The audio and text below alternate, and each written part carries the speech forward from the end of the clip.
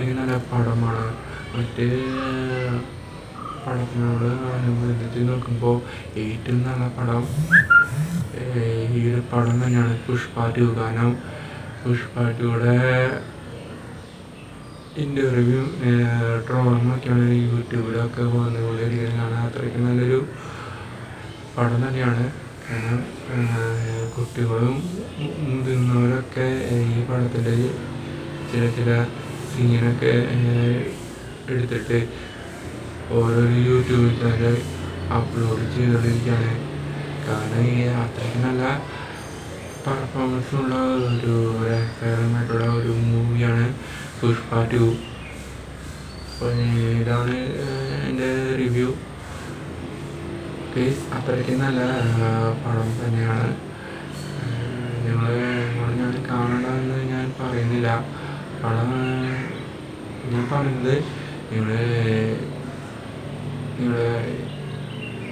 സ്നേഹിക്കുന്ന നിങ്ങളെ ലവേഴ്സിനെ കൂടിയോ, പിന്നെ നിങ്ങളെ സ്നേഹിക്കുന്ന മാതാപിതാക്കളെ കൂടിയോ, ബ്രദേഴ്സിൻ്റെ കൂടിയോ എങ്ങാനും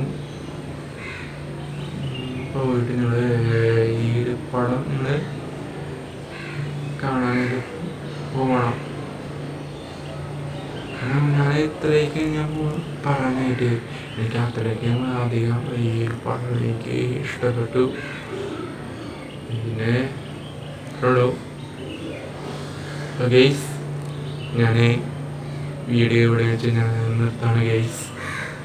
അപ്പോൾ നമുക്കിനി അടുത്ത മൂവീസിൻ്റെ റിവ്യൂ ആയിട്ട് അടുത്ത വീഡിയോയിൽ വരാം. അപ്പോൾ ഇനി തുടർച്ചയായിട്ട് ഞാൻ ഓരോരോ മൂവീസിൻ്റെ റിവ്യൂ ഞാൻ ഈ ഒരു ചാനൽ ചെയ്യാനായിട്ട് ഉദ്ദേശിക്കുന്നുണ്ട്. അപ്പോൾ ഈ ഒരു പുഷ്പ 2ൻ്റെ റിവ്യൂ ഞാൻ ഇവിടെ വെച്ച് ഞാൻ നിർത്താണ്.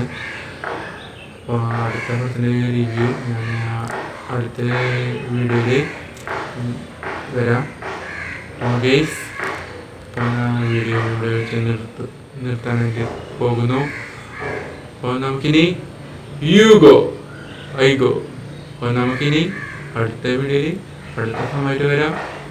അപ്പോൾ അതുവരെയ്ക്കും ഇന്നത്തെ എൻ്റെ ഈ ഒരു വ്ളോഗ് നിങ്ങൾ സമാധാനത്തോടും സ്നേഹത്തോടും ദുഃഖത്തോടും സമാധാനത്തോടും കൂടി ഇരുന്ന് കണ്ടതിനുമായി എൻ്റെ എല്ലാ സഹോദരന്മാർക്കും